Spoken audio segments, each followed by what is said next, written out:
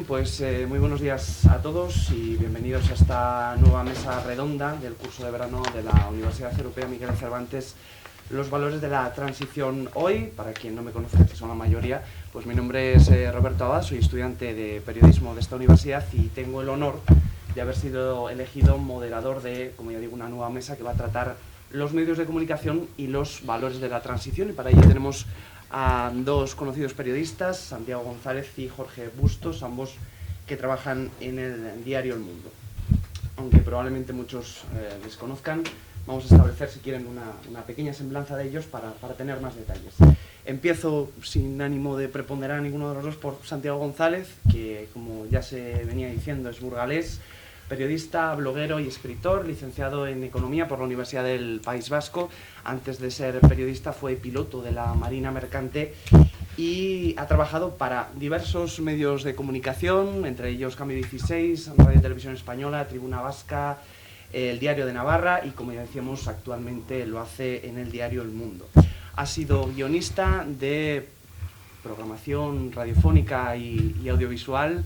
También ha sido responsable de comunicación de la delegación del Gobierno vasco y, como ya decíamos, es escritor de libros como Un mosaico vasco o Lágrimas socialdemócratas. Remito simplemente que ha sido también premio periodismo del Correo, premio a la convivencia por la Fundación Miguel Ángel Blanco, que aquí se ha centrado o se ha mencionado, y premio a las libertades de la sociedad El Sitio.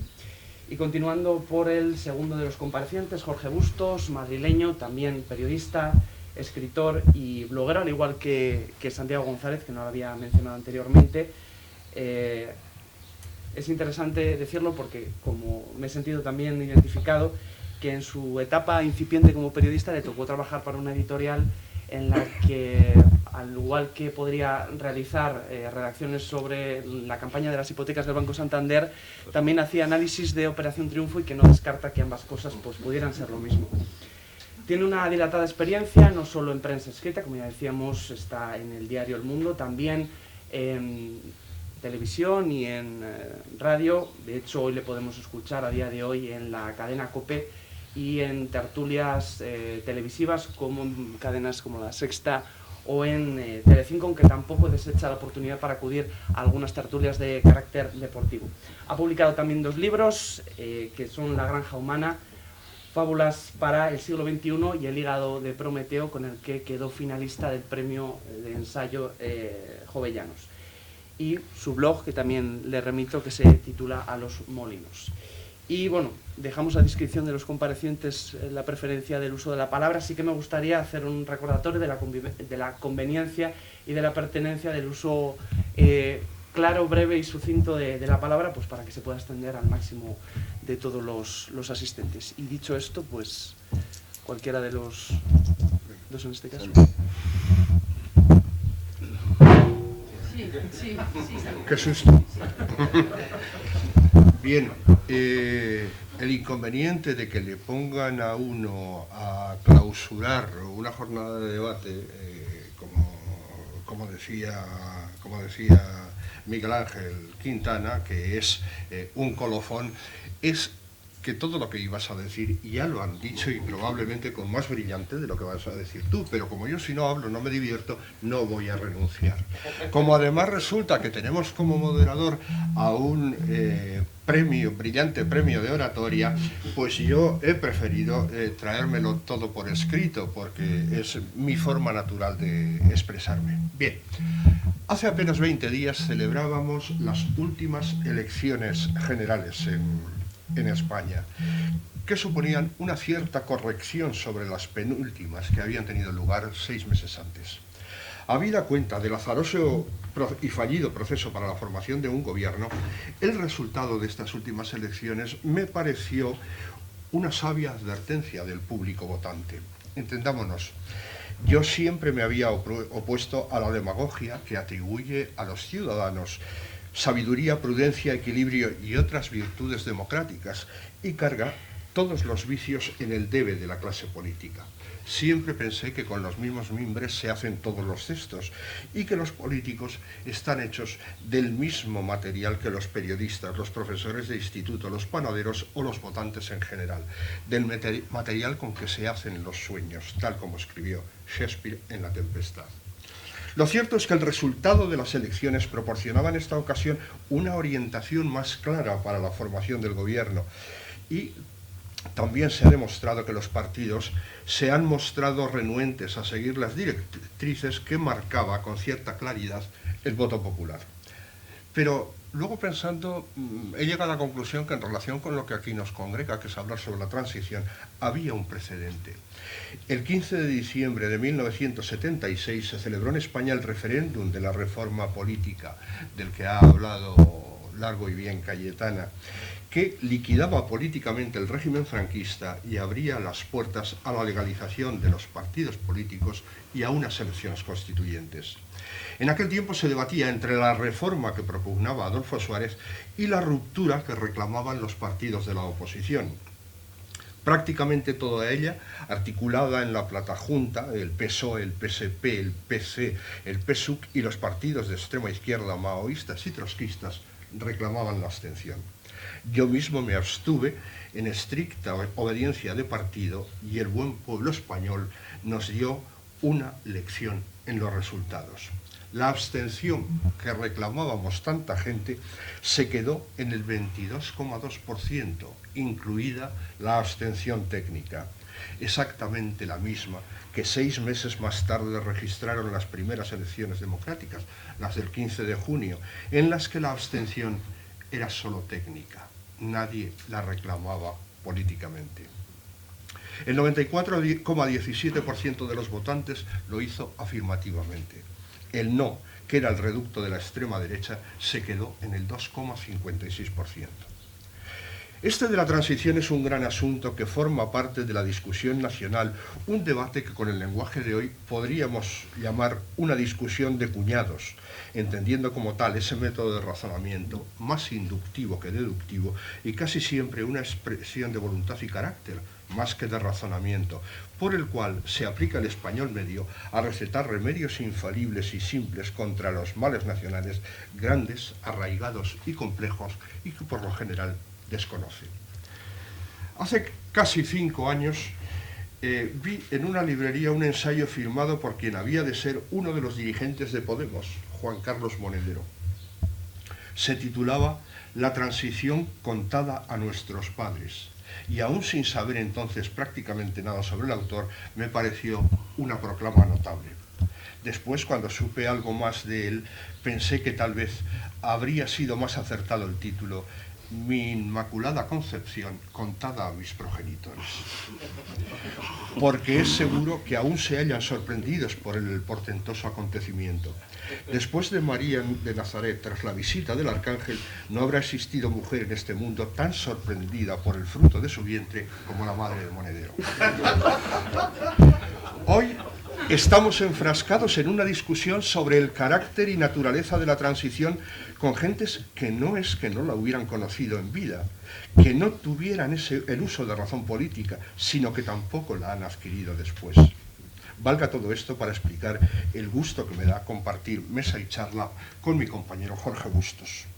Jorge nació después del hecho que marcó con toda certeza el fin de la transición, y aquí apostillaría algo de lo que decía Arcadi, que la fijaba en el golpe de Estado fallido del 23 de febrero del 81. Yo creo que con toda claridad el fin de la transición lo marcan las elecciones del PSOE de octubre del 82, en parte porque, a pesar de que es verdad que el golpismo quedó deslegitimado completamente y los militares golpistas, en fin, se retrotrayeron considerablemente después del fracaso de Tejero, en la misma jornada de reflexión, el 27 de octubre, había un golpe de Estado en marcha que acaudillaban los hermanos Crespo Cuspinera, dos coroneles, y que fracasó, como digo. Tiene además también el hecho, que es una imagen que yo recuerdo mucho, pocos días después del durante las elecciones de octubre del 82, ETA asesinó al general jefe de la Brunete, de la división acorazada Brunete, el general Víctor Lago Román. Yo recuerdo mucho aquella primera gran aparición de Felipe González apenas investido, tan joven, con su abriguito loden azul, subido en una tarima, rodeado por militares uniformados, en una división que había tenido un papel bastante notable en la intentona golpista del coronel Tejero y del general Milans del Bosque. El asunto es que, a pesar de que naciera después de todo eso, Jorge tiene una memoria de los hechos pertinente, trabajada y muy atenida a los mismos. Voy a contar una anécdota que me parece muy reveladora. A finales de 2015, el Congreso de los Diputados, por iniciativa de Izquierda Unida, pidió al Museo Reina Sofía en depósito el cuadro pintado por Juan Genovés en el 76, El Abrazo, a lo que el museo accedió. En la entrega que tuvo lugar en los primeros días de este año, todo el mundo se hizo eco, incluidos el ministro de Cultura y el propio autor del cuadro, de un lugar común rotundamente falso, que el cuadro simbolizaba la reconciliación entre los españoles. Bustos escribió una columna exacta para aclarar que no, que lo que el cuadro representaba era un gozoso reencuentro entre iguales, entre presos que salían de la cárcel y sus familiares y amigos que les esperaban fuera. El abrazo, necesario para que fuera posible la reconciliación, era entre personas del mismo bando, y lo que el cuadro representaba no era la reconciliación, sino precisamente la amnistía. Solo había que fijarse un poco más, escribió sabiamente Bustos. Todos los ropajes comparten tonalidad, las figuras se confunden, el pantalón de campana se justapone a una falda de sufragista en idéntico color, el afán de uniformidad prevalece sobre la reconciliación entre bandos. Yo no sé si esta precisa valoración de la pintura la estableció Jorge con solo un golpe de vista, pero yo, que vi por primera vez el cuadro en su contexto, puedo atestiguar que tiene toda la razón. Era el mes de agosto de 1977 y El Abrazo era la contribución de Genovés a la exposición itinerante del colectivo de artistas plásticos del PC. Aquella exposición y señaladamente aquel cuadro formaban parte de la campaña del Partido Comunista por la amnistía, campaña que tuvo su colofón en el debate sobre la ley de amnistía que el Congreso de los Diputados aprobó el 14 de octubre de aquel año. He vivido con alguna perplejidad la desmemoria de la izquierda sobre aquellos hechos. Llegué a mantener una polémica en Twitter con Gaspar Llamazares para concluir que el dirigente de Izquierda Unida no sabía lo que había sido la amnistía. Él había ingresado en el Partido Comunista en 1981, 4 años después de aprobada la ley, y no se sintió obligado, como mi compañero aquí presente, a documentarse. En consecuencia, padecía una ignorancia básica que hoy se encuentra muy repartida entre toda la izquierda. Consiste en considerar que la amnistía fue una añagaza de los herederos del franquismo para cubrir unas supuestas responsabilidades penales propias. Esto tiene un primer inconveniente lógico, que los supuestos herederos del franquismo seguían en el machito, y uno segundo que estaba en los mismos hechos. La ley de amnistía fue una reivindicación política del Partido Comunista de España. Fue una consecuencia de la política de reconciliación nacional aprobada por el Comité Central en 1956, como citaba antes Arcadi. La izquierda de ahora parece haber olvidado el eslogan triplemente reivindicativo que presidía todas las manifestaciones de aquella época, además de la de Barcelona, y que decía, también lo ha citado Arcadi, libertad, amnistía y estatuto de autonomía. La intervención más significativa del debate parlamentario fue la de Marcelino Camacho, secretario general de comisiones y diputado comunista por Madrid. La ley fue aprobada por 330 escaños a favor, 2 en contra, de Francisco Letamendia e Hipólito Gómez de las Rozas, y 18 abstenciones de Alianza Popular. ¿Qué sentido tendría promover una ley para abstenerse en su votación? 2 semanas más tarde, el presidente de Alianza Popular, Manuel Fraga Iribarne, presentó a Santiago Carrillo en el Club Siglo XXI, diciendo: el conferenciante que les voy a presentar a ustedes es un comunista de tomo y lomo. Esa conferencia sí fue un acto de reconciliación entre las dos Españas, no la estampa que retrata el abrazo, aunque la amnistía que éste refleja era condición necesaria para que se produjera la reconciliación. En aquella conferencia, las dos Españas se amnistiaron mutuamente. Fraga perdonó a Carrillo lo de Paracuellos y Carrillo a Fraga haber firmado el enterado de la pena de muerte a Julián Grimao en el Consejo de Ministros del 19 de abril de 1963. Creo que Carrillo y Fraga fueron dos actores protagonistas de la transición a quienes la democracia española debe un reconocimiento por haber ejercido ambos una labor pedagógica fundamental entre los suyos. Fraga encarriló al franquismo sociológico por la vereda de la Constitución y Carrillo hizo lo propio con una parte importante de la izquierda, quitándonos a muchos las veleidades republicanas y algunas otras tonterías. Hay un tercer acontecimiento que tiene lugar en ese mismo mes de octubre, 2 días antes de la comparecencia conjunta de Carrillo y Fraga. Fueron los pactos de la Moncloa, firmados en el Palacio del mismo nombre, donde las fuerzas políticas, los sindicatos y las organizaciones empresariales acordaron enérgicas reformas para hacer frente a una inflación que en el año anterior había llegado a alcanzar el 26,5%. Las reformas económicas consistieron en una política monetaria muy restrictiva, una vinculación de la subida de salarios a la inflación esperada y no a la del año precedente, se aprobó el despido libre para un determinado porcentaje de las plantillas, en fin, lo que ahora se conocería genéricamente con el nombre de recortes. Traten de imaginar reformas equivalentes en este tiempo. La reforma laboral, quizá. Es cierto que hubo compensaciones políticas, se aprobaron los derechos de reunión, de asociación política y la libertad de expresión mediante la propaganda, tipificando los delitos correspondientes por la violación de estos derechos. Se creó el delito de tortura, se reconoció la asistencia letrada a los detenidos, se despenalizó el adulterio, se derogó la estructura del movimiento nacional, así como otras medidas restrictivas de la jurisdicción penal militar. Había sentido de la responsabilidad, pero en modo alguno una actitud entreguista por parte de la izquierda de entonces. Para explicarlo, parafrasearé las memorias franquistas de la admirable Esther Tusquets, que ella, la única catalana que confesó haberse considerado franquista en 1939, tituló «Habíamos ganado la guerra». Nosotros, la izquierda de entonces, habíamos ganado la transición.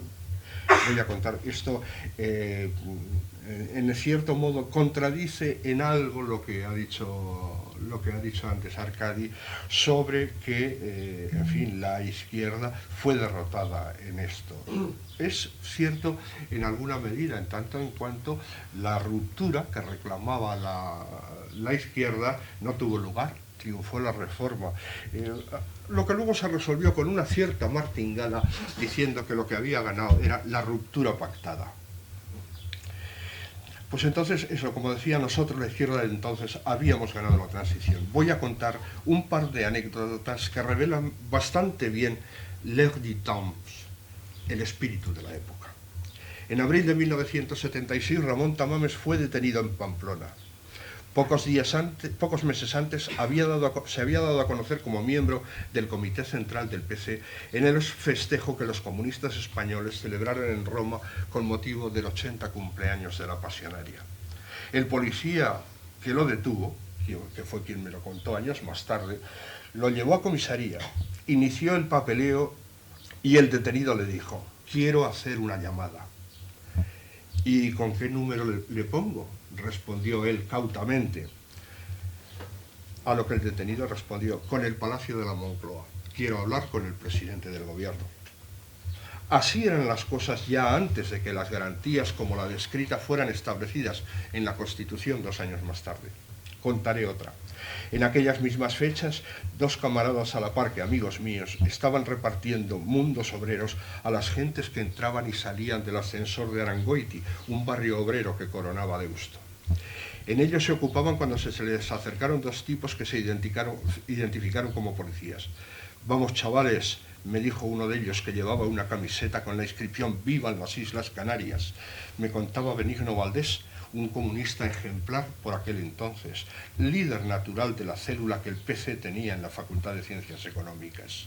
Era hijo y nieto de mineros comunistas asturianos. Nadie podíamos competir con él en pedigrí. Y nos llevaban por la calle Ramón y Cajal hacia la taberna de Octavio, donde tenían aparcada la lechera. Uno iba delante con Goicoechea y el de la camiseta iba detrás conmigo. Yo empecé a darle la chapa al mío. Pero a ti qué te va en esto, hombre. Tú qué sabes si para el año que viene yo soy diputado y te vas a tener que arrepentir. ¿Qué vais a hacer con todos los que detengáis esta tarde? ¿Meternos en San Mamés?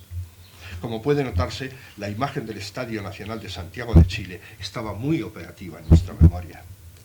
Total, que estábamos llegando al coche y me dijo: mira, ya me tenéis hasta los cojones, fuera de mi vista y que no vuelva a encontrarme con vosotros. Y como no nos habían quitado el material, volvimos al ascensor a terminar el reparto. Era el aire de aquel tiempo. De ahí que me parezca inaceptable la metáfora majadera acuñada por Pablo Iglesias para la Constitución como el candado del 78. Fue la puerta que abría un país cerrado a cal y canto a las libertades. La Constitución era el derecho a la llamada de tamames, algo que solo habíamos visto en las películas hasta entonces. En 1978 se abrió un periodo excepcional de convivencia en libertad. Nunca se había conocido uno tan largo en nuestra historia, aún con el sobresalto del 23 de febrero del 81. 38 años de libertades. Durante nuestro siglo XIX hubo cerca de 200 pronunciamientos militares o golpes de Estado que dieron lugar a derrocamientos de gobiernos, destronamiento de una reina, la importación de reyes extranjeros, una república tan breve como caótica, 3 guerras carlistas, guerras coloniales en Cuba y Filipinas, restauración de un rey previo golpe de Estado y 5 constituciones, hechos que hicieron del siglo XIX el más convulso de la historia de España. Empezó con la Guerra de la Independencia contra los franceses y terminó con la pérdida de las últimas colonias y el desastre del 98. El siglo XX fue pura anomalía en sus 3 primeros cuartos. La dictadura de Primo de Rivera en el 23, la sublevación de Jaca en el 30, el levantamiento de Sanjurjo contra la República en el 32, los ataques a la República en el 34 y el levantamiento de Franco en 1936, la cruenta guerra civil y la prolongada dictadura a las que dio paso. Me resulta muy llamativo que en la izquierda, precisamente en la izquierda, se haya minusvalorado tanto una etapa tan notable, la constitucional, en comparación con cualquier otra de nuestra historia. En fin, no voy a, como andamos justos de tiempo, no voy a terminar sin hacer alguna consideración sobre el asunto que figura en el programa para este mano a mano, la prensa y la transición. Me alegra hacerlo en Valladolid, donde yo me estrené como periodista en los albores de la transición. Publiqué mis primeros artículos en 1975 en el norte de Castilla, cuando lo dirigía Fernando Altés. Eran análisis que firmaba a la limón con mi amigo Pablo López Blanco bajo el marbete de Panorama Internacional. Personas de la derecha local, que las había, escribían cartas al director para denunciar el carácter marxista de aquella sección. No les faltaba del todo toda la razón. La idea era escribir sobre lo que pasaba por ahí fuera, abriendo una clave interpretativa sobre lo que pasaba aquí dentro. Teníamos un modelo, que es el hacer, venimos de donde venimos, que eran los artículos de Eduardo Aroteglen en la revista Triunfo. En España llegamos a la transición con un estado de libertad de prensa que no era ya la censura previa de la dictadura, desde la ley de prensa de Fraga en el 66, pero aún dejaba mucho que desear. La libertad de prensa en el año 75 iba por barrio. Los periódicos diarios tenían menos margen de libertad que las publicaciones semanales y mensuales, aunque había algunos adelantados. Estaba en Madrid el diario Informaciones. El País saldría un año más tarde, en el 76. El diario Barcelona y Telexpress en Barcelona, y estaban en Valladolid, el norte de Castilla, y en La Coruña, La Voz de Galicia. Eran periódicos que se adelantaron a anunciar un tiempo nuevo y una sociedad de libertades. El franquismo era un corsé que se le había quedado estrecho a una sociedad española que ya era distinta. Hay que decir Además que este es otro error de los emergentes, que la dictadura franquista no es un todo uno e inconsútil, como parecen creer muchos de los que no llegaron a conocerla y tienden a considerar que la represión franquista era la misma en los años 40 que en los años 70. Esto no es contradictorio con el hecho de que la dictadura reaccionara con espasmos represivos de cuando en cuando. El proceso de Burgos en 1970 y los fusilamientos de septiembre del 75, por poner dos ejemplos significativos del último lustro de vida de la dictadura. Pero si la prensa diaria tenía en general algunas limitaciones, mucho mayores eran las de la radio española, obligada a conectar entonces con Radio Nacional de España todos los días a la hora de los informativos, para la emisión de lo que con reminiscencias de lenguaje bélico se llamó hasta su final el parte. Esta obligatoriedad se acabó mediante un Real Decreto sobre Libertad General de las Emisoras de Radiodifusión, así se llamaba, del 25 de octubre de 1977, que es el mismo mes que hemos ponderado antes como clave en la transición. El mes de la ley de amnistía, el mes en que Fraga presentó a Carrillo en el siglo XXI, el mes de los pactos de la Moncloa. Decía que la libertad de prensa gozaba de unos niveles más altos en las revistas de información general, entre las que cabe señalar Triunfo, Cambio 16 y Cuadernos para el Diálogo, también y sobre todo en las publicaciones humorísticas que tuvieron en Hermano Lobo y Por Favor sus exponentes más altos, recogiendo cierta herencia de la codorniz que tuvo el mérito de aguantar desde 1941, año en que la represión franquista sí era indiscutible, hasta el final de la dictadura, aunque no pudo sobrevivir a la transición. Cerró poco antes de que aprobáramos la Constitución en referéndum. Triunfo tenía en sus páginas finales una hemeroteca compuesta con mano hábil por Ramón Pi, que nos permitía asomarnos a las mejores y más democráticas páginas de la prensa de la época a las que he citado antes. Por razones estrictamente personales voy a dedicar un recuerdo a Eugenio Suárez, el editor del Caso, semanario de sucesos de extraordinaria popularidad. A él le debo la lectura de las columnas de Art Buchwald, primero en Sábado Gráfico, después en una revista humorística que apenas vivió 2 años, El Cocodrilo Leopoldo, y que debe su curioso nombre a un cocodrilo de verdad que había en la redacción del Caso desde que era una cría hasta que en los años 80, ya grandote, fue donado al Zoo de Madrid, donde pasó sus últimos meses de vida. La mayor parte de aquellas publicaciones, excepción hecha de los diarios El Norte de Castilla y La Voz de Galicia, y naturalmente del País y Diario 16, nacidos ambos en 1976, no llegaron a conocer la década de los 80. Diario 16 la conoció, pero las presiones del gobierno contra su director, Pedro J. Ramírez, acabaron con su salida del periódico para fundar El Mundo y terminaron con la asistencia del propio Diario 16. En fin, yo creo que ya estamos en este y voy a dejarlo aquí, aunque naturalmente podríamos hablar mucho sobre el papel de la prensa ahora mismo en la democracia española, pero yo creo que eso sería motivo de otro encuentro. Sí voy a contar una anécdota que leí el otro día del difunto y gran Chumi Chúmez, que fue el inspirador de Hermano Lobo, una revista que, si la recordáis, tenía el formato claramente inspirado en Charlie Hebdo. Eso tenía el membrete, la composición. Y entonces contaba Chumi Chúmez que él fue al organismo donde se ventilaban estas cosas a inscribir un nombre para la revista, ya fichados los que iban a ser sus colaboradores y tal. ¿Y cómo la van a llamar ustedes? Dice, pues la queremos poner El Huevo Duro. Y dijo el señor que estaba detrás, no, queda denegado. Se volvió con el rabo entre piernas y al día siguiente volvió y dijo, mire, que yo creo que lo del huevo duro sí sonaba un poco duro, y entonces hemos reflexionado y queremos proponer un nombre alternativo. ¿Y qué nombre quieren proponer? Dice, El Huevo Blando. Y no, pues tampoco hubo manera. Y entonces cuenta que cuando volvió a la redacción y se encontró con esto, les contó a sus compañeros el infortunio con el nombre, y Manolo Summers dio con la clave. Dice, vamos a hacerles una oferta que no puedan rechazar. Dice, como Francisco de Asís. pongámosle Hermano Lobo, a la que después añadieron entre todos revista de humor dentro de lo que cabe. En fin, yo lo dejo aquí y bueno, luego si hay tiempo, pues podremos dialogar un poco.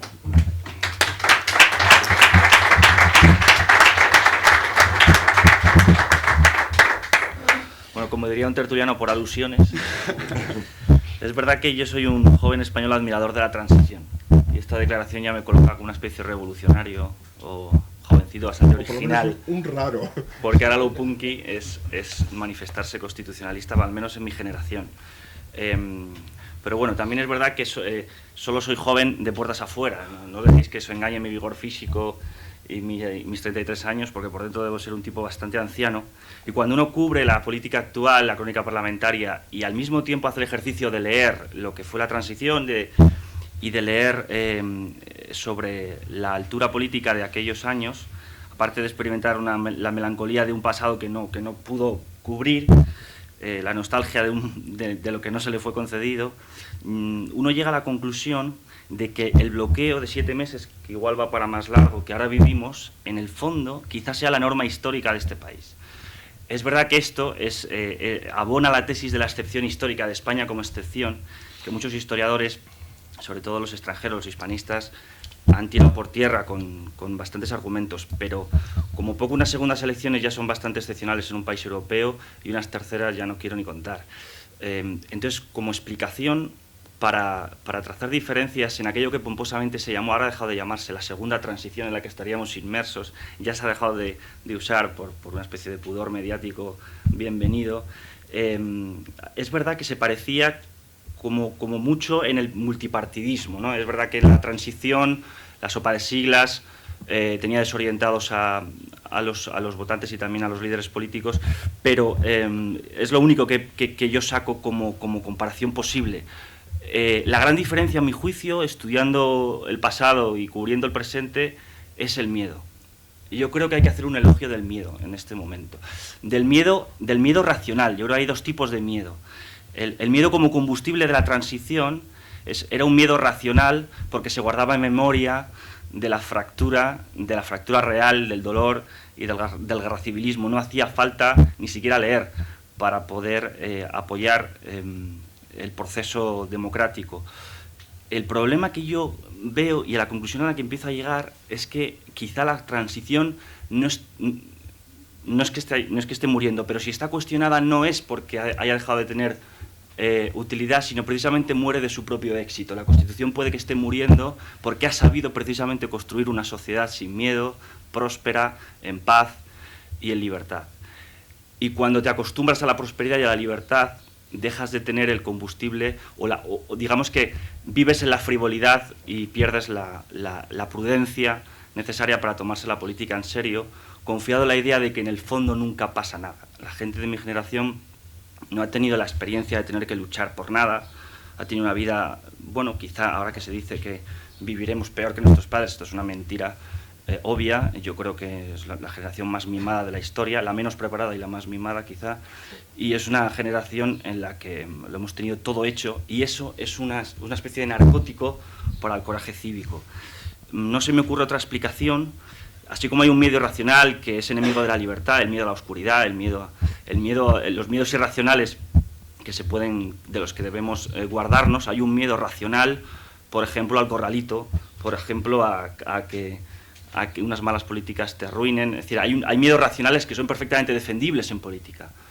Y me parece que la frivolidad, la gravedad que aportaba la transición, la experiencia del miedo, es la que propició el acuerdo entre diferentes, incluso entre adversarios de trinchera, como Carril y Fraga en su tiempo. Esto se ha perdido hoy y quizás sea el combustible que le falta a los líderes políticos para tejer un pacto, ¿no?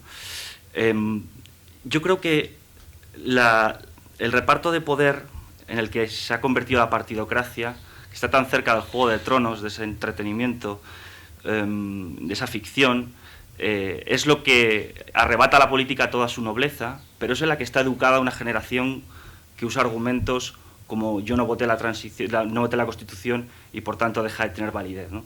Ese es el nivel retórico de muchos votantes de los nuevos partidos y de las voces que más se oyen en algunas de las tertulias en las que participamos, ¿no?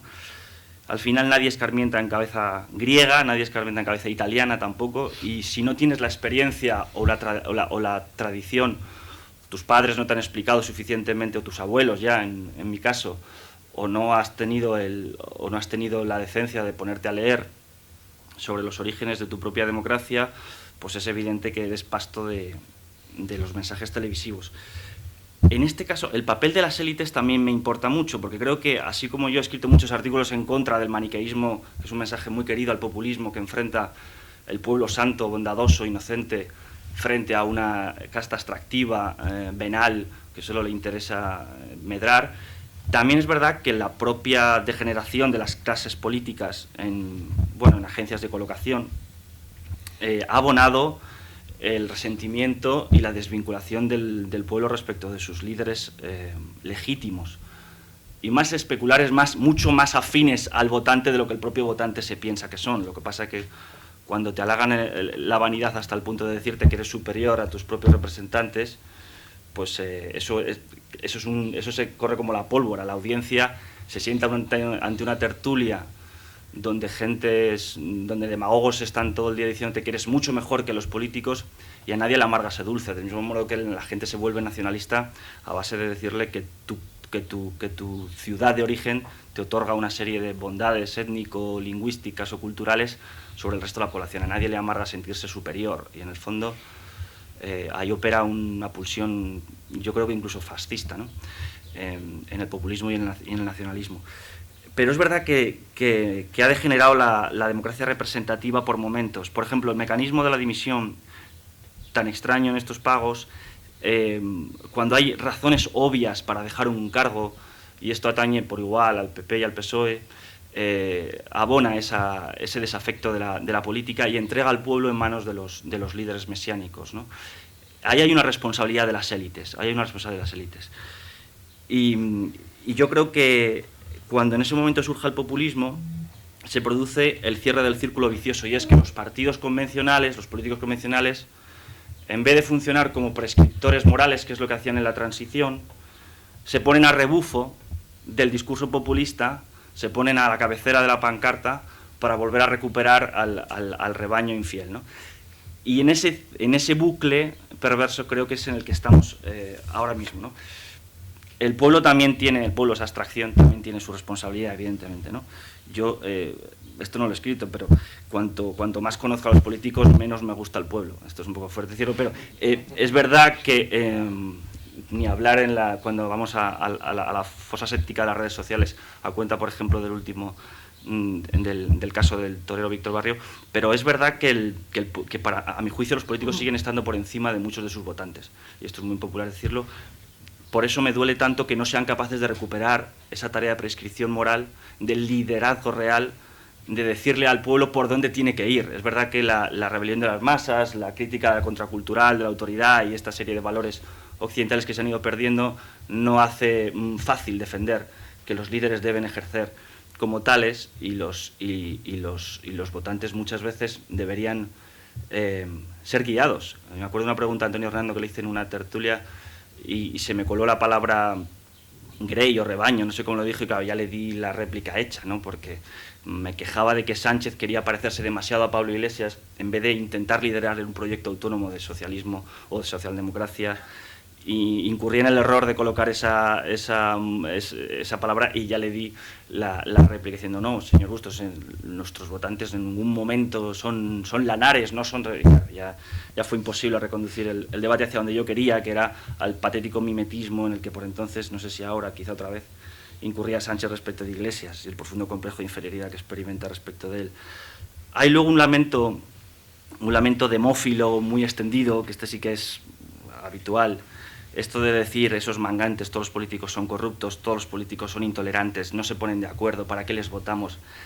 Yo he detectado, y esto es como la frase de Churchill de que no hay argumento mayor contra la democracia que conversar 5 minutos con tu votante, yo he detectado que los votantes en su mayoría todavía desean que el suyo gane por mayoría absoluta. Esto de decir, se han acabado las mayorías absolutas, por fin vamos a alumbrar una sociedad pactista y tolerante, es mentira. hay muchos votantes que lo único que desean es que el suyo salga por mayoría absoluta, no tienen ningún interés en que pacten. Y es más, incluso cuando pactan una fuerza centrista como Ciudadanos, enseguida fean a Rivera que haya respaldado a Sánchez, como diciendo, has traicionado mis votos, pero cuando se acercan demasiado a Rajoy también se sienten traicionados. Es decir, que hay una especie de mandato implícito en el voto a una fuerza que evidentemente no va a ser de gobierno porque es minoritaria, cuando hace lo único que puede hacer un partido bisagra, que es girar a un lado o hacia otro, ¿no? Lo digo un poco para hasta qué punto la psicología colectiva del votante todavía pesa la tendencia de las mayorías absolutas. No sé si creo que era en Dinamarca, donde desde 1909 no se produce una sola mayoría absoluta, es decir, que llevan un siglo pactando gobiernos, ¿no? Ese músculo evidentemente en España no lo tenemos y se nota en la calle y se nota en el Parlamento. Si la corrupción es popular, como todos sabemos, en el impago del IVA, en las triquiñuelas de Hacienda, donde el ciudadano es tan corrupto como su representante, también la intolerancia es popular. También en eso nos representan perfectamente los políticos. Al final te queda una sensación de cierta melancolía que te hace decir que este no es un país para pactos, que este es un país que quizás solo se merezca mayorías absolutas. Y lo digo ante la amenaza de una convocatoria de terceras elecciones, en donde al final la esperanza es que la aritmética permita formar un gobierno sin tener que bajar al barro de la decisión, sin tener que repetir, sin tener que alcanzar la talla moral y el talante que se produjo de forma absolutamente excepcional en la transición, que quizá fue el único momento de la historia de España moderna donde España fue distinta de sí misma, ¿no? Al final estamos yendo a la España de siempre, a la España del 19, a la España, no hay asonadas, no hay gente entrando a caballo en el Congreso, pero al final la convocatoria de elecciones es la salida que se tiene cuando eres incapaz de ceder. Tanto si... Yo personalmente no espero mucho de ninguno de los cuatro grandes partidos. Me parece que han demostrado su incapacidad. No creo que Rajoy se haga a un lado para favorecer un pacto. No creo que Sánchez cambie del no a la abstención. Tampoco creo que Rivera cambie de la abstención al sí, que son tres de las soluciones que permitirían desbloquear la situación. Y empiezo a pensar que iremos al gran disparate de las elecciones en noviembre. Y confirmaremos que España sigue siendo diferente, ¿no? Ese dicterio tan terrible. En cuanto a los medios de televisión, por terminar, siempre nos quedará Torcuato Fernández Miranda, pero es un recuerdo melancólico. No se avizora en la política española a nadie parecido. Y quizá pienso también que la transición fue posible porque se hizo sin la televisión. Si se hubieran televisado o si hubiera habido tertulias del mismo jaez que hay ahora, que a los tertulianos les sirven básicamente para llegar a fin de mes y a los empresarios para enjugar su cuenta de resultados, no sirve para nada más, porque el diálogo político en una tertulia tal y como están programadas es absolutamente imposible. Es más, se considera un desdoro que alguien te convenza de algo y una imposición despótica que tú convenzas a tu interlocutor, con lo cual pues sirve para ganar. Yo voy a para ganar dinero a las tertulias básicamente, con la esperanza remota de alguna vez poder decir algo. Nunca la pierdes, ¿no? Poder convencer a alguien, conoces gente, haces fuentes, pero no tiene mucha más utilidad. O sea, en ese sentido soy bastante pesimista. Pero sí creo que la transición fue posible precisamente porque el mensaje tan complicado, habéis hablado de ruptura, de reforma, todos los tecnicismos, todo el derecho que estaba en juego, el detalle, había mencionado Cayetana el diario de sesiones, el detalle político, la altura, la capacitación técnica que enriquecía el debate político no hubiera podido ser vendido ante una audiencia regida por el dato del SARE. Yo creo que hubiera sido imposible. Incluso Arcadio ha dicho alguna vez que se hizo contra el diario El País, pero en todo caso los periódicos tienen otro tempo y otra capacidad de profundización y de verbalización de la política que no tiene desde luego la televisión. Y esa efervescencia de la prensa en el momento de la transición, algunos de sus exponentes que ahora van diciendo que coadyuvaron a la venida de la transición y hacer posible la Constitución, aunque luego repasándolas en la hemeroteca resulta que eran absolutamente crueles con Suárez y profundamente injustos y pusieron todos los palos que pudieron en la consecución de los pactos, en todo caso llegaban a un lector por puro descarte darwinista, que estaba informado y que exigía, el que leía, no sé, El País de aquella época o otras publicaciones, que se iba habituando a un debate que estaba planteado en unos términos mucho más refinados y sutiles que como está planteado el debate ahora. Entonces yo sí creo que hay una vinculación directa entre televisión y democracia, y desde luego entre televisión y populismo. El mensaje populista es para la televisión, mezcla tan bien con la televisión como el café con la leche, es absolutamente perfecto, es un negocio. Mucha gente se plantea, pero vamos a ver, si en La Sexta los directivos son gente millonaria, que lo que quieres son absolutos capitalistas, que lo que les gusta es ganar dinero, y dices, ¿dónde está la incoherencia? Es que Pablo Iglesias es una máquina de hacer dinero, es una máquina de hacer dinero para los anunciantes de La Sexta, para los anunciantes, para los ejecutivos de televisión. No hay otra razón, quizá hay un ciertos resentimientos ideológicos, también pueden concurrir, pero yo creo que la principal razón por la que Cuatro y La Sexta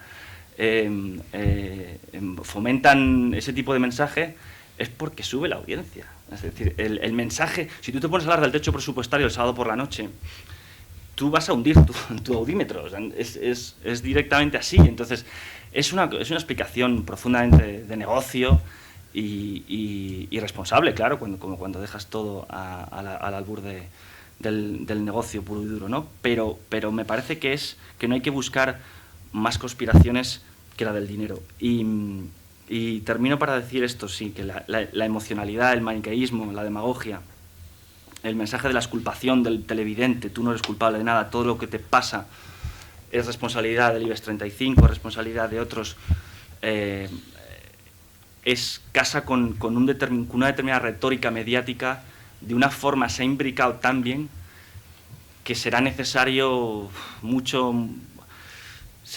cambiar de directivos, fundar nuevos medios o mejorar los que hay, o directamente trazar una línea divisoria entre lo que es considerado entretenimiento y periodismo, porque mi generación está educada ya por el discurso político de la televisión.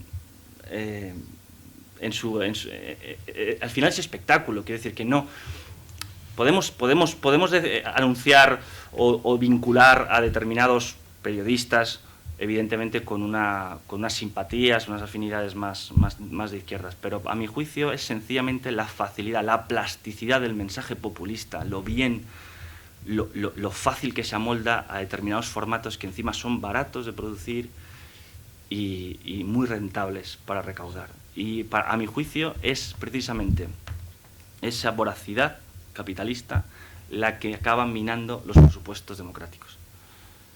No sé si es un poco incorrecto este análisis, pero bueno, es lo que yo he visto, además desde dentro, porque conozco a algunos personajes, o sea que esta es mi conclusión.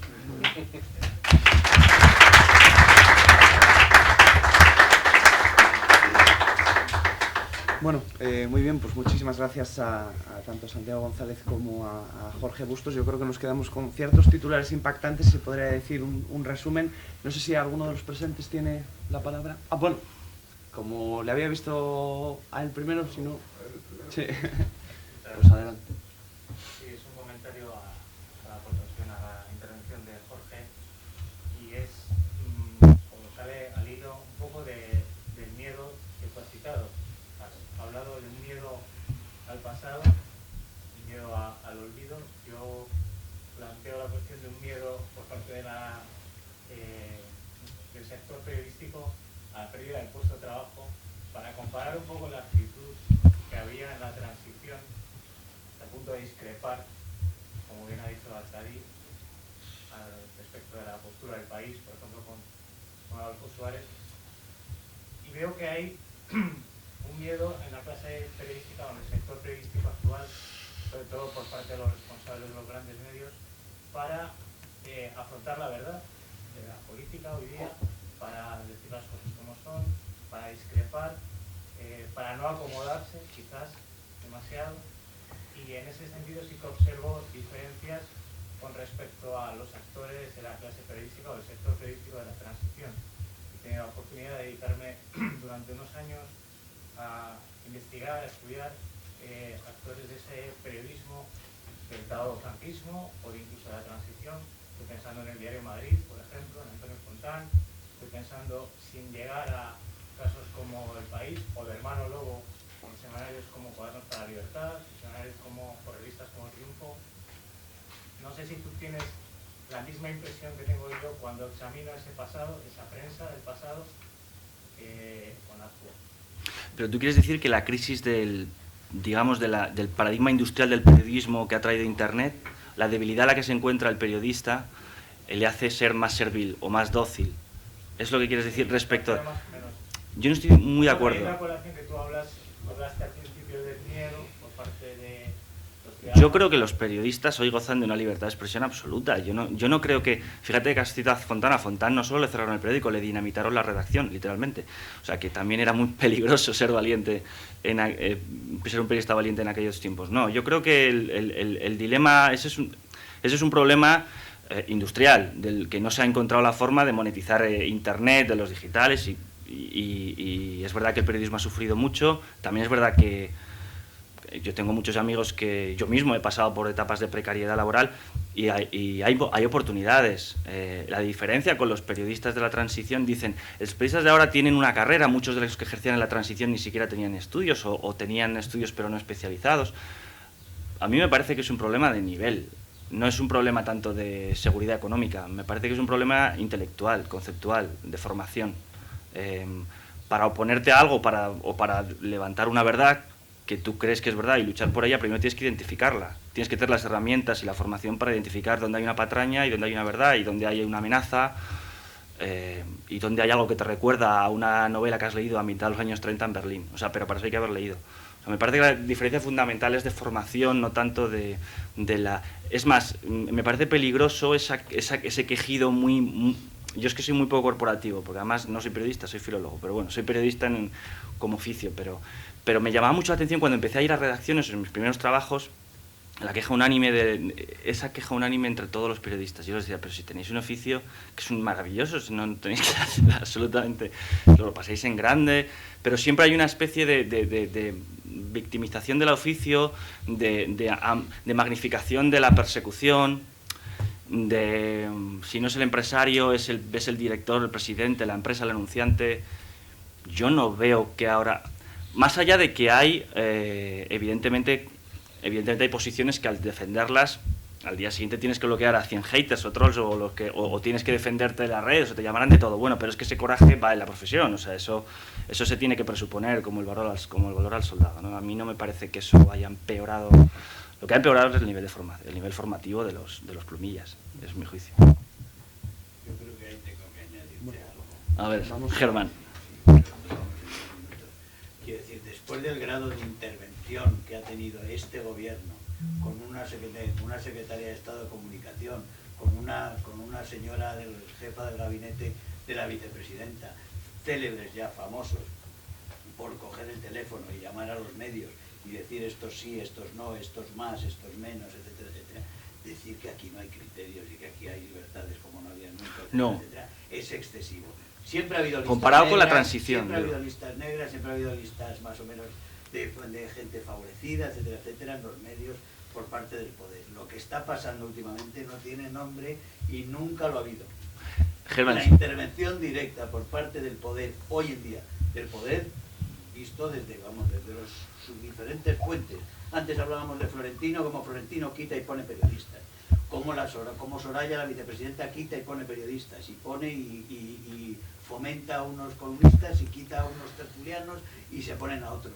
Y eso podemos hablar de ellos, de los dos, podemos hablar de Lara, podríamos hablar del señor Mauricio Casals en Antena 3, podemos hablar de mucha gente. Mauricio Casals que entra y sale en Moncloa más que Juan Luis Cebrián en este momento. Sí, Germán, pero eso no pasaba en el felipismo no pasaban esas presiones. No, yo creo que el periodista vive siempre expuesto y es su trabajo. Es decir, yo creo que tienes que llevar el límite al límite tu libertad de expresión, es tu trabajo. Pero bueno, pero el límite son los telefonazos del poder. La diferencia es quién coge el teléfono, Germán. Las presiones del poder siempre están. Lo que pasa es que a lo mejor ahora no hay editores con huevos para defender a sus tertulianos o para defender a sus periodistas de plantilla. Y ahora a lo mejor un director de periódico, en vez de comerse y hacer de parapeto de su plumilla, que es lo que pasaba, no sé si pasaba en tiempos de Polanco que llamara a Felipe, quizá no, porque era una unidad orgánica pero estoy seguro que siempre hubo, desde el 75 y antes, llamadas de políticos afectados por columnas, pero antes había, según me han contado mis mayores, un editor que paraba los golpes. Ahora a lo mejor hay gente con menos coraje en los puestos de dirección que filtran esa amenaza hasta el propio Plumilla, de tal forma que tú te autocensuras porque tu jefe te ha dejado caer que no ha gustado tu artículo en El Moncloa. grado de sumisión hoy es mayor, igual que en los funcionarios, el grado de sumisión hoy en democracia es muy superior al que había en el tardofranquismo. En el tardofranquismo no se permitían las intervenciones exteriores dentro de la administración que se permiten en este momento. Y eso es así, eso es una realidad, porque había un respeto en el tardofranquismo lo había. El Estado de Derecho funcionaba mucho más en el tardofranquismo que en la democracia avanzada que tenemos en este momento. Eso es así. Y en este momento el grado de intervención por parte del poder político en los medios es muy superior al que ha habido en la transición y después de la transición. Pero a cambio... Y al que ha habido con Alfonso Guerra. Alfonso Guerra se ruborizaría viendo lo que está sucediendo. Yo conozco, todos conocemos anécdotas mezquinas, sañudas, como este gobierno, el Partido Popular, claro que ha descolgado el teléfono y ha pedido cabezas, claro que lo ha hecho. La diferencia yo creo es que, primero, a cambio de eso, ahora tienes tienes la libertad de Internet que no se tenía antiguamente para poder expresar, quiere decir que la crítica al poder acaba llegando. Para patalear en Twitter. Cada vez tiene más importancia los diarios digitales y muchos de los periodistas que solo escriben diarios digitales son al final los tertulianos que tienen mucho más foco de la televisión. Perdón. Pero me parece que... Ha sido con eficacia notable, debo decir, pero con 120 escaños en diciembre y 130 ahora. Sí, no, sí, yo estoy de acuerdo que eso se produce. Lo que no sé si hay entre medias el filtro que había antes. Es decir, el director de periódico que protege a su columnista. O que... Es verdad, es la manipulación más torpe y más nefasta jamás salida. Es que encima es torpe, claro. En este punto también abrir a Arcadi, que ya había pedido la... No, en este punto, bueno, primero gracias a los dos por las intervenciones. Dos matices. No, yo en la serie esa de Santiago, de cuándo empieza y acaba la transición, no he elegido, no he dicho que en el 82 sea mi elección respecto a la duración de la transición. En el momento en que lo he hecho no he elegido. Yo sí tengo un punto de vista sobre esto. Para mí la transición acaba en el 78, obviamente, es decir, acaba con la Constitución y ahí debería haberse acabado cualquier frivolidad respecto a la duración de la transición. Eso es lo primero. Y lo segundo, una cosa sobre Jorge, curioso, la televisión tuvo una inmensa influencia en la transición política. Para bien. Y es más, la clave. La televisión derrotó al país.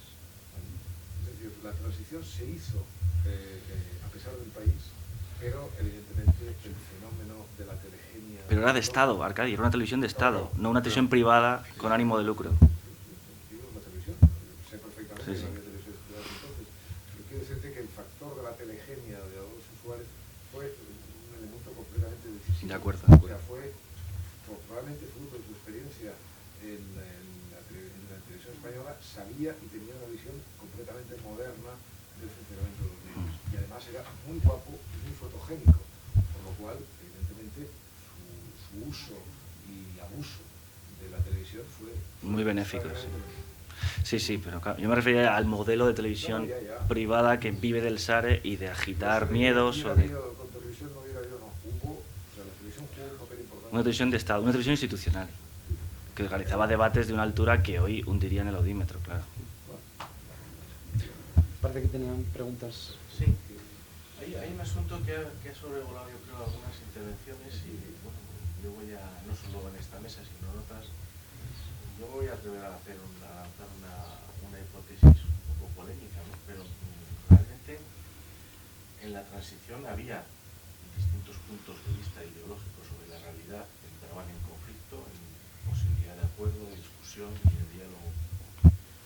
En estos momentos da la sensación de que sobre determinados asuntos, sobre demasiados asuntos, eso que se ha dado en llamar quizá a veces abusivamente el pensamiento único, lo políticamente correcto, es tan absolutamente hegemónico que efectivamente hay que hacer un esfuerzo ingente para levantar ciertas verdades, ¿no? Para discrepar sobre ciertas cosas que tienen muy poco sentido, muy poca sustancia, muy poco fundamento, pero que sin embargo aparecen como verdades absolutas, ¿no?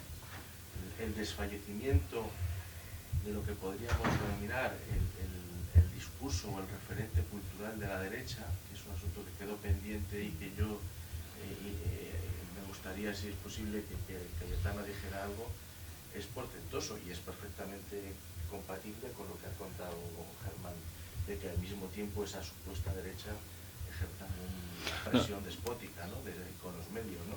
Pero es una presión despótica del poder por el poder, pero sin ningún contenido. Es obvio que Rajoy ha desideologizado al Partido Popular como nadie antes. Llamar derecha a Rajoy es incluso cuestionable. Yo creo que ha hecho una legislatura tecnocrática barra socialdemócrata, sí, desideologizada. Lo que pasa es que como son los adversarios en política los que te definen, los que te etiquetan, la demonización del PP por el mero hecho de ser el PP y acordarse de la guerra de Irak ya es la de ultraderecha, neocon y tal. Nada que ver con Rajoy. Rajoy no es que sea de derechas, es que no políticamente, no está políticamente definido, es un funcionario que ha funcionado, el partido pues, se ha desideologizado y se da la paradoja de que se le intenta aplicar el cordón sanitario ideológico al partido menos partido popular de la historia, ¿no? Pero eso tiene que ver con la etiqueta que pone el adversario y la demonización de un partido que ni siquiera es lo que dicen que es. La derecha como tal, una derecha liberal, desacomplejada y tal, no existe en España, no tiene representación.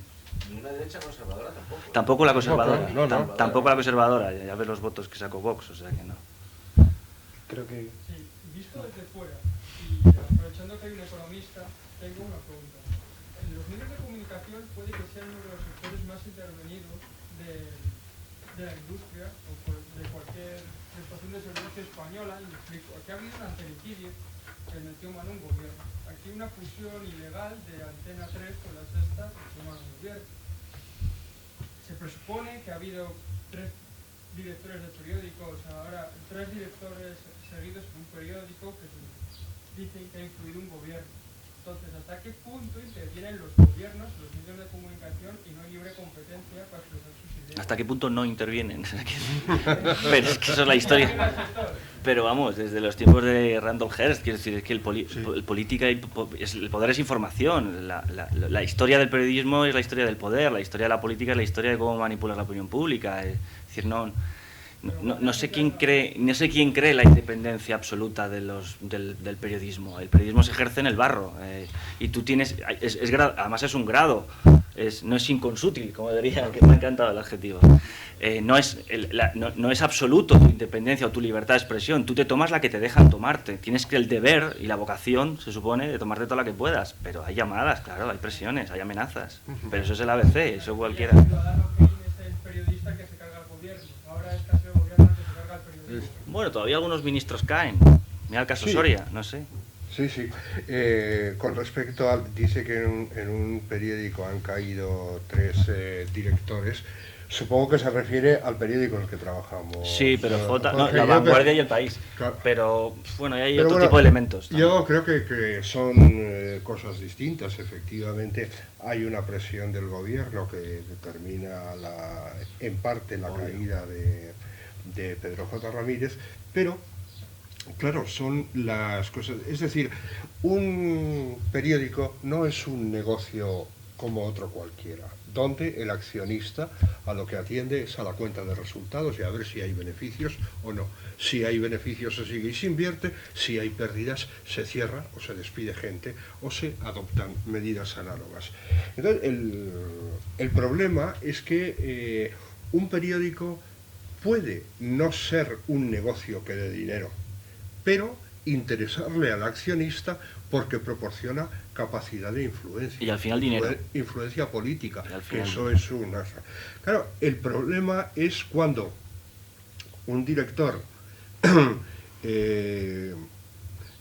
pierde dinero, pero además está enemistado con el partido que sostiene al gobierno. Y además... también se enemista con los de la oposición. Realmente es que lo tiene muy difícil. Y eso pasó. Yo creo que los otros 2 casos de los directores que han cesado no tienen que ver con el poder político, sino son estrictamente cuestiones de consumo interno. Muy bien, bueno, pues damos ya por concluida esta mesa. Muchísimas gracias a Jorge Bustos, Santiago González y bueno, terminamos ya la jornada por hoy. Sí, gracias a Roberto, que no tuve razón. presentarla antes, pero bueno, creo que ya le conocéis y bueno, queríamos incorporar, también ha salido aquí varias veces la cuestión de los jóvenes, bueno, queríamos incorporar parte de lo que es la fundamental, la universidad, que es el alumnado, y él es un exponente excelente, ¿no?, de lo que queremos hacer aquí, de lo que creo que estamos humildemente haciendo aquí en la Universidad Europea Miguel de Cervantes. Mañana retomamos a las 10 la sesión.